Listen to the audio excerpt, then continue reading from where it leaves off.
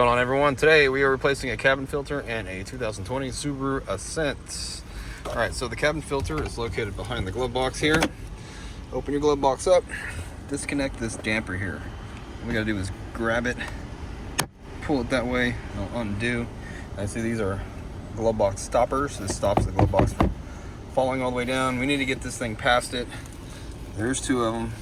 The way to do that is you just push the glove box in and kind of pull down on it a little bit. Same thing with this side here. Push it in. It can be a little stiff. Push down. See, the glove box will actually just come down or fall off. Here's the hinges. It's made to fall off. We can put it right back. Okay, it's not on there like permanently or anything like that. You didn't break it. I didn't break it. Right here is where the cabin filter door is at. Squeeze this guy, pull towards us. Squeeze this guy, pull towards us. Take this door off and pull out the cabin filter here.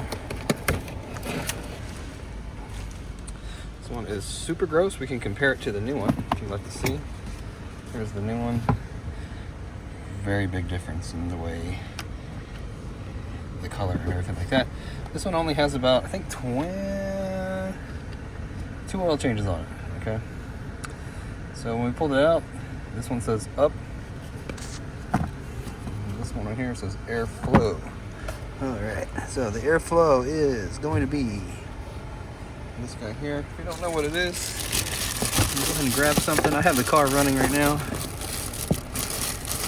The airflow on this guy is down. All right, you can see how it sucked it down. It's your new filter. You can see it says airflow here. Slide it right in. No problem. If you need a filter, there is a link down in the description box for a new one. It takes you to Amazon if you want to get one of those. And we're going to need to slide this door up here. You can't really see it very well. We just lock it on.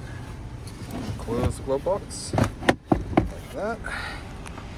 And then get the damper, pull it out, put it back on there, and you're all done.